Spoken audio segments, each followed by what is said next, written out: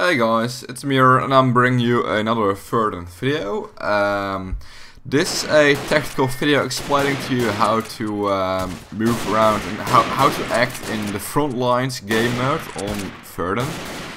So on Verdun there are two game modes, Frontlines and Rifle Deathmatch, and Rifle Deathmatch pretty much is free for all, so there's not really much to explain about that if it's about tactics, but I'll be talking about Frontlines during this video. So in Frontlines you have four main classes you can control. You have the squad leader, the machine gunner slash support guy, the assault, and the Grenadier.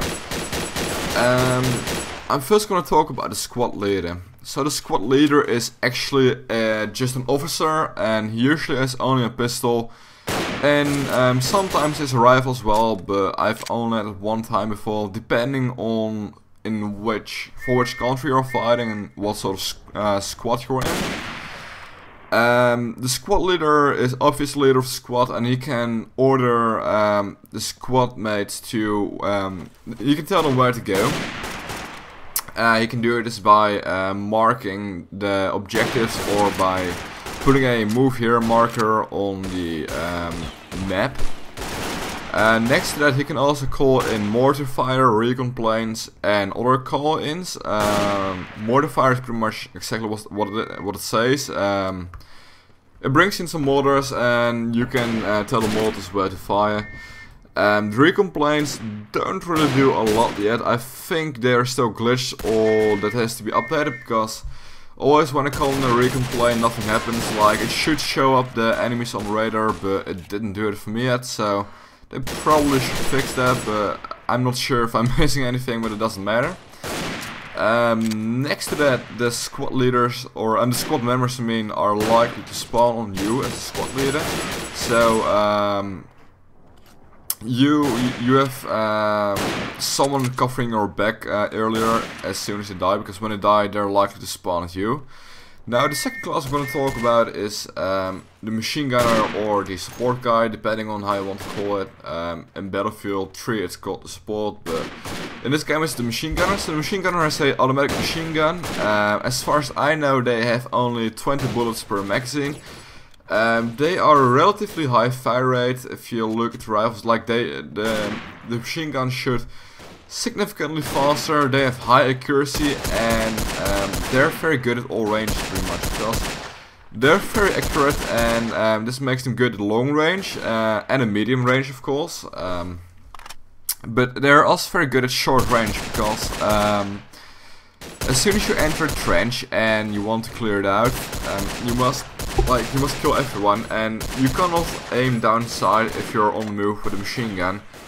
But it doesn't matter, because the hipfire accuracy is pretty decent, so in a trench at very short range it can still kill a lot of people. It will get a little bit harder as soon as the range is about 10-20 meters, something like that, because you can't aim down sight, and before you lay down on the ground and put your bipods on the ground, he is probably already killed you, because you have to put your bipods down before you can actually aim with the machine gun, otherwise you just need to fire it by the hip. And to be honest, that's a really big disadvantage of the machine gunner, that you can't aim down sight on the move. But it's quite logic as well, because the game has no automatic weapons except for the weapons owned by the machine gunner, so it pretty much balances the game out, and I think it's a good choice developers to not make them aim down sight. Now the third class is the assault class. The assault class has the fastest firing rifle, so not machine gun but fast firing rifle. And they commonly have bayonets as well, so those are those big ass knives in front of the barrel of the gun. They are very good for assaulting orc locations of the officer and for entering trenches. Like, you can just run into a trench, for example, just shoot everyone with your rifle and stab them down with your knife and stuff. And it's pretty much one of the most powerful classes if it comes to rushing into enemies and killing them. It's not the best sniper class, if you want to call it a sniper, but it's a very good assault class, because obviously it's an assault. So yeah, it's a very nice class to use if you're more like this rushing guy, that guy that likes rushing into enemy trenches and strongholds.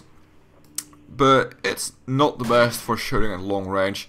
Still, it has a decent gun, and yeah, it's a pretty good class in general. Other classes are pretty good if you know how to play them, so I'm not gonna say that they're crappy classes, but I have my own preferences, and everyone has his own preferably class. So let's switch over to the Grenadier, which is pretty similar to the Assault, to be honest. Only it is a slower firing rifle and no bayonets as far as I know. The Grenadier always has a rifle and some grenades, and according to the game, the grenades are there to destroy obstacles. So for example, if there's something in the way, just throw a grenade at it and then it will disappear, for example. But the grenades are also they're also very lethal, and you can throw them at enemies. For example, if there's an enemy in the bunker, just throw a grenade in and he'll be dead. That's not a very good tactic, but they're all suitable for destroying obstacles. The rifle is good for shooting at medium to long range. I would not recommend it at short range, because at short range the rifle is slow firing, and it's just not a good idea to take the rifle to short range. Let's say it like that. So yeah, like I said, it's pretty similar to the Assault class. There are some slight differences. For example, as far as I know, the basic Grenadier rifle has only 5 bullets, and the basic Assault rifle has 8 bullets. But that's just a small difference, and I don't really know any other differences next to the one I've already mentioned. So those are pretty much the 4 basic classes. I might still do a tactic video on the free-for-all mode as well, which is Rifle Deathmatch. I'm quite good at my KD on Verdun right now is about 3, I think, 2.5 to 3, something like that. So my kill death rate is pretty high. I'm a pretty good player of the game, but I'm not gonna brag about it too much, because there are a lot of people who are better than me as well. So I'm gonna end the episode here, guys. If you enjoyed this video and if it was helpful for you, then I want to thank you for watching, and maybe see you next time.